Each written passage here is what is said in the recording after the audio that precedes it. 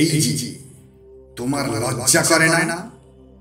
সামান্য মনুষ্যত্ব বোধ তোমার মধ্যে নেই? নিজেকেই তুমি নিয়ন্ত্রণ করতে পারো না, আর বলছো আমার কপাল খারাপ, আমার ভাগ্য ভালো নয়। অজুহাত দেখাচ্ছ কাকে? আর কয়েকদিন বাদেই তোমাকে তোমার পরিবার, বন্ধু, আত্মীয় পরিজন, রাস্তার ধারে বসে থাকা মানুষরা তোমার দিকে তাকিয়ে হাসবে। আর তুমি তাদেরও কি বলবে? ওই একই অজুহাত, একই কথা বলবে তাদের, যে তোমার কপাল ভালো নয়, ভাগ্য খারাপ। তাহলে যেই ছেলেটি আজকে তোমার মতোই পরিবারে জন্ম হয়ে ও তোমার মতোই পরীক্ষায় নাম্বার তুলেও সে আজ জীবনে সফল, ভালো একটি কাজের সঙ্গে সে যুক্ত, তার পরিবার তাকে নিয়ে অহংকার করে, আর তোমায় অপমান, তাচ্ছিল্য, সমালোচনা। আজ তুমি শারীরিক ও মানসিকভাবে দুর্বল। হ্যাঁ, সত্যি কথা, সত্যি কথা স্বীকার করো। তুমি ভাবতেই পারো না তুমি কত শক্তিশালী একজন যুবক। তুমি যখন কিশোর ছিলে কত স্বপ্ন দেখেছিলে, তুমি কত শক্তিশালী ছিলে মানসিক ও শারীরিক দিক থেকে। তুমি আজ মৃত্যুর মতো যন্ত্রণা ভোগ করছো।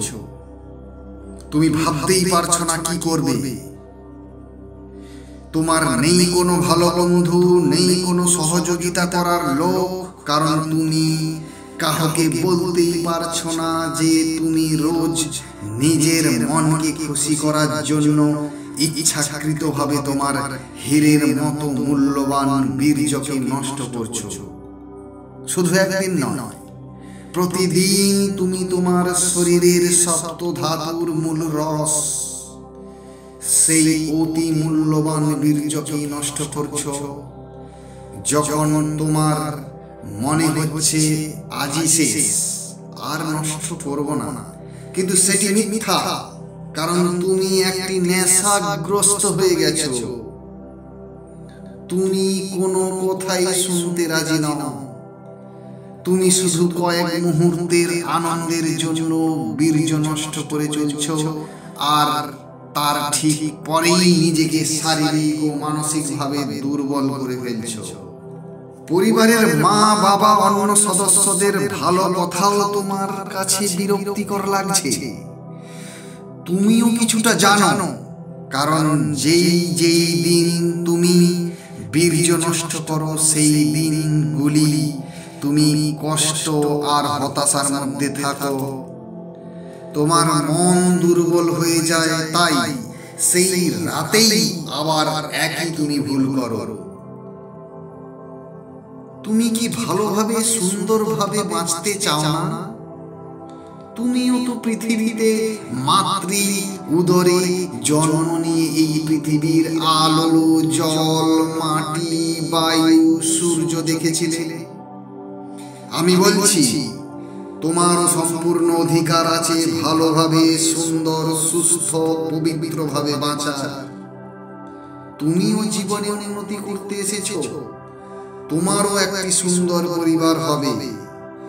তোমাকে নিয়ে তোমার পরিবার অহংকার করবে, আর তুমিও আগামী দিনে একজন সুন্দর, দায়িত্ববান বাবা হবে।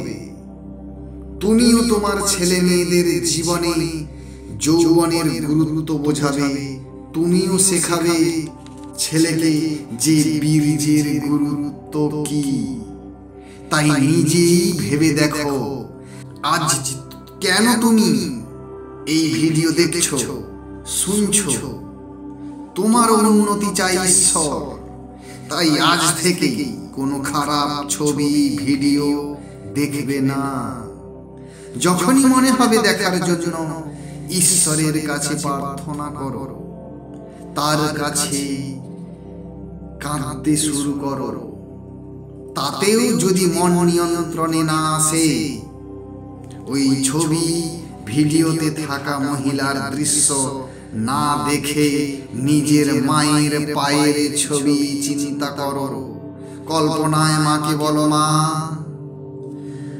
আমি বাঁচতে চাই, আমি বাঁচব সুস্থ, সুন্দর ও সুখী হয়ে।